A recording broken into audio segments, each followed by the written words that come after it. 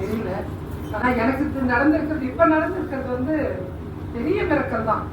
ஏன்னா கோயில்கள் கட்டுறோம், நிறைய கட்டுறோம். ஆனா ஒரு கோயில் வந்து 20 வருஷமா ரொம்ப பிரச்சனையில இருந்தது.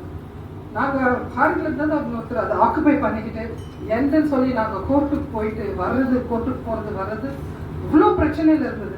போன பெரம்பூருக்கு அம்மா பகவானுடைய பர்த்டேக்கு போயிருந்தோம். அதுக்கு முந்தின நாள் எனக்கு அந்த லேண்ட் ரெஜிஸ்ட்ரேஷனுக்கு நான் போகணும். இதை நான் ஷார்ட்டாக சொல்லிடுறேன், ஏன்னா அம்மா பகவானால கிடைச்சிருச்சு. அந்த ரெஜிஸ்ட்ரேஷன் போய் பண்ணணும்.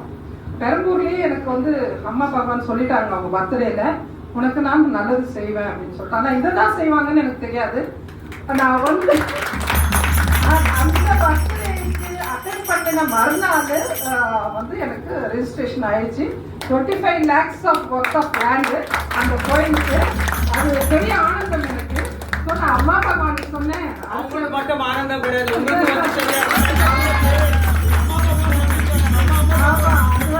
பிரபஞ்சத்துக்கு உண்டான அந்த கோயில் இடம் வந்து கிடைச்சிருச்சு எங்களுக்கு. அந்த இது ரெஜிஸ்ட்ரேஷனுக்கு 20 வருஷம் நாங்கள் வெயிட் பண்ணது இருந்தது.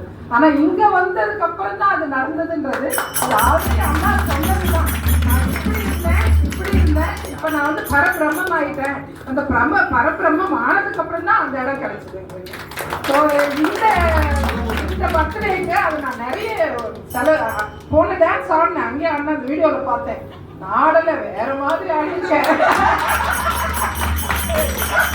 அங்க ஆடுறது வேற ஆடி. ஆனா இந்த தடவை அதெல்லாம் அடங்கி ஒரு சாஃப்டா என் வேலையை முடிச்சுட்டேன்னு சொல்லுவேன். இது வந்து பெரிய மிரக்கல், எனக்கு வந்து ஆனந்தம். நன்றி.